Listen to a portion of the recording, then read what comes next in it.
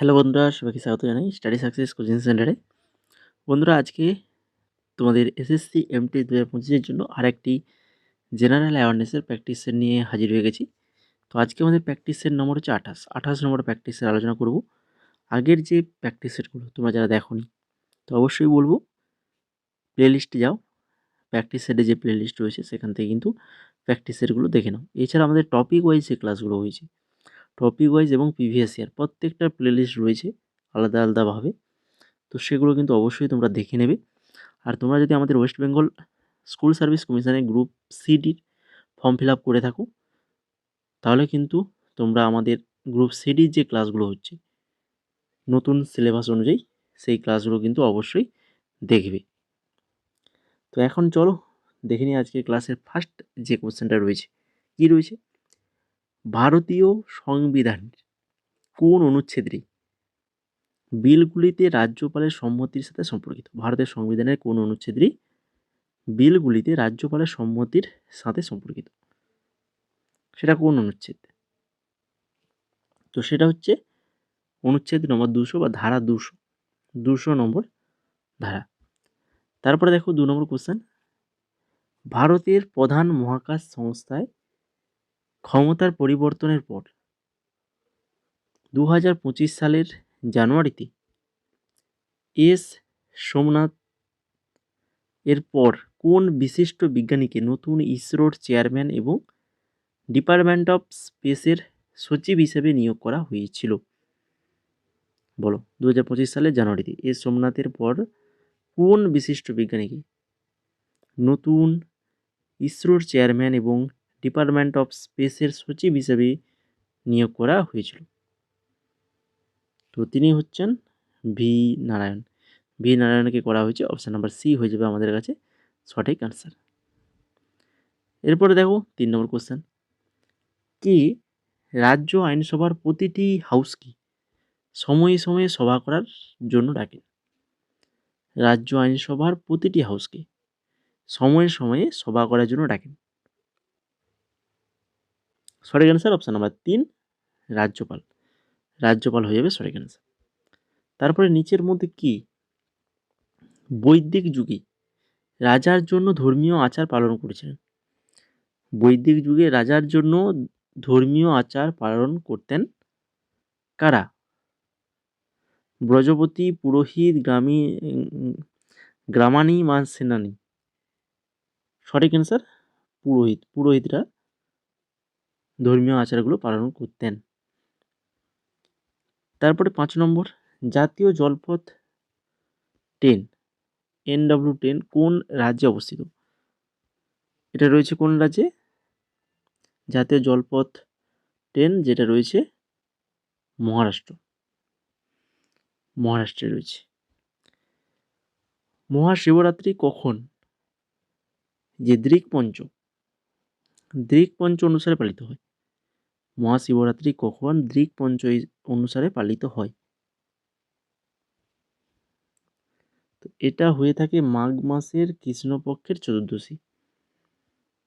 মাঘ মাসের কৃষ্ণপক্ষের চতুর্দশী। তারপরে নিচের কোন ভারতীয় অলিম্পিয়ান প্লেয়িং টু উইন শিরোনামের আত্মজীবনী লিখেছেন?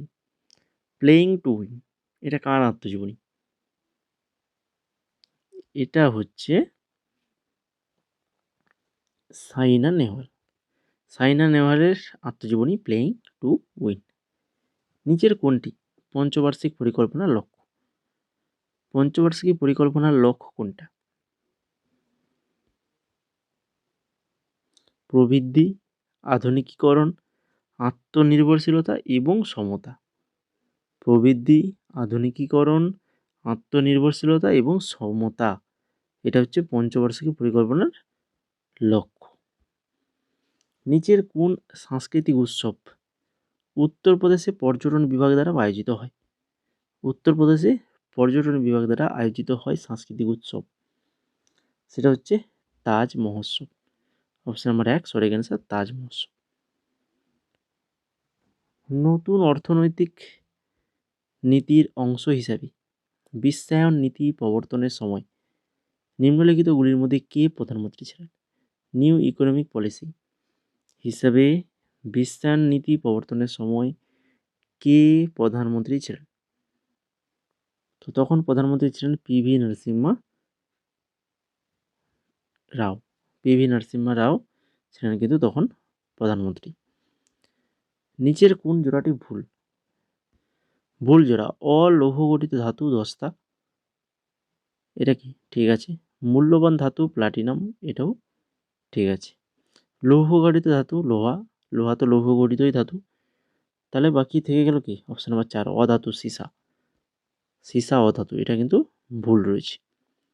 নিচের কোন বছরে রাজনৈতিক সহিংসতা দমনের জন্য রাওলাট আইন পাস হয়? কোন বছর রাজনৈতিক সহিংসতা দমনের জন্য রাওলাট আইন পাস হয়?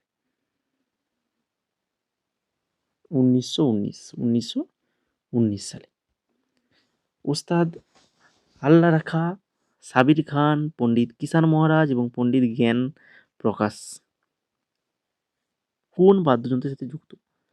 ওস্তাদ আল্লাহ রাখা। তো একটা নাম দেখলেই তোমরা কিন্তু অ্যান্সারটা করে দিতে পারবে। ওস্তাদ আল্লাহ রাখা, যিনি একজন তবলাবাদক।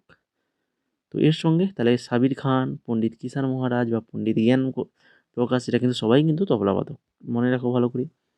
প্রদত্ত স্মৃতিস্তম্ভগুলির মধ্যে কোনটা কর্ণাটকে অবস্থিত নয়? কর্ণাটকে অবস্থিত নয় কোনটা? সেটা হচ্ছে এই যে পালাক্কাদ দুর্গ। পালাক্কাদ দুর্গ এটা কর্ণাটকে নয়। বাকি কিত্তুর দুর্গ, হৈসালেশ্বর মন্দির আর হচ্ছে গোল গম্বুজ, এগুলো প্রত্যেকটাই হচ্ছে কর্ণাটকে রয়েছে। কিন্তু পালাক্কাদ দুর্গ এটা হচ্ছে দক্ষিণ ভারতের কেরালা রাজ্যের পালাক্কাদ শহরের কেন্দ্রস্থলে অবস্থিত একটা পুরনো দুর্গ। ঠিক আছে, কেরালা রাজ্যে রয়েছে এটা। তারপরে দেখো 15 নম্বর, ভারতীয় সংসদ 2002 সালে 86তম সাংবিধানিক সংশোধনী আইনের অনুমোদন করেন, যেটা বহুবার আমরা আলোচনা করেছি। তো যা ড্যাশ বছর বয়সী শিশুদের জন্য প্রাথমিক শিক্ষার মৌলিক অধিকার প্রতিষ্ঠা করে?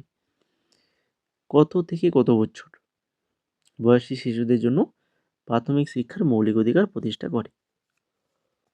সঠিক অ্যান্সার অপশান নাম্বার 2, 6 থেকে 14।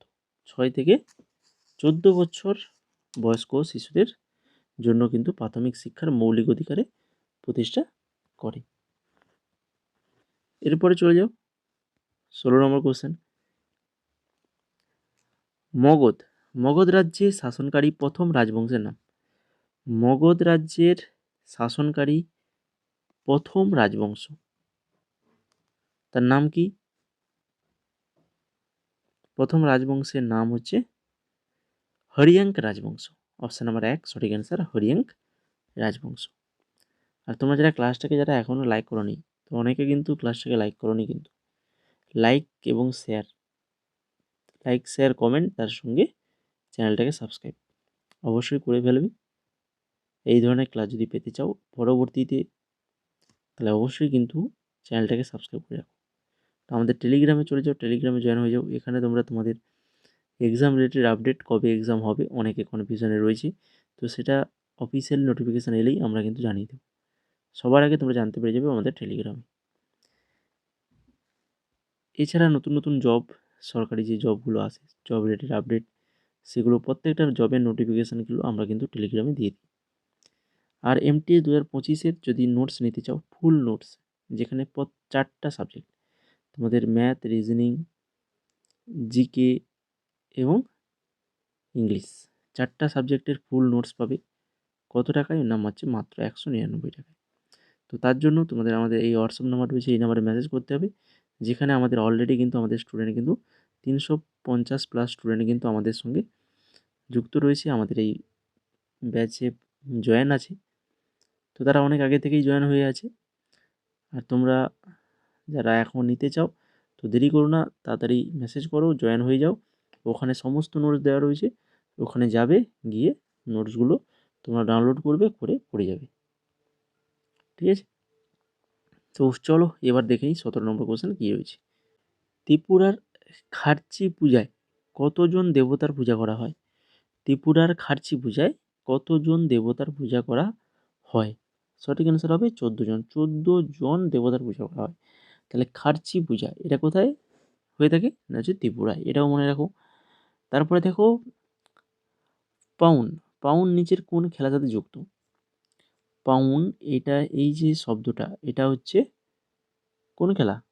দাবা।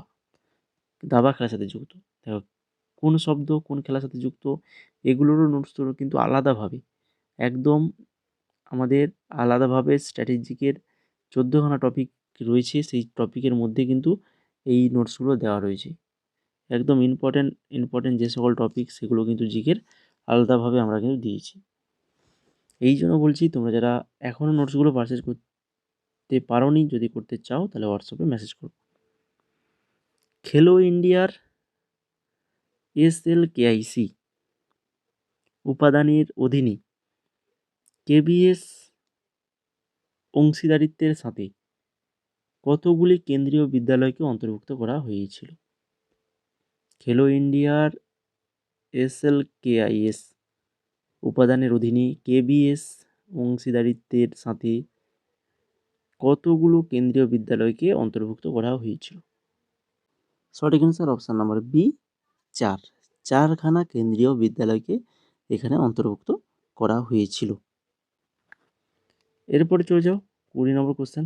নিচের কোন স্টেশনে বার্ষিক সর্বোচ্চ বৃষ্টিপাত হয়? বার্ষিক সর্বোচ্চ বৃষ্টিপাত হয় কোন স্টেশন বলেছে, তো সেটা হচ্ছে শিলং হয়ে যাবে সঠিক অ্যান্সার। তারপরে দেখো অ্যাসেরেশন আর হচ্ছে রেজেন্স, এখান থেকে কোশ্চেন এই রকমের কোশ্চেন কিন্তু তোমরা এক্সামে অবশ্যই দেখতে পাবে। দেখো ফার্স্ট অ্যাসেরেশনে কী দেওয়া রয়েছে?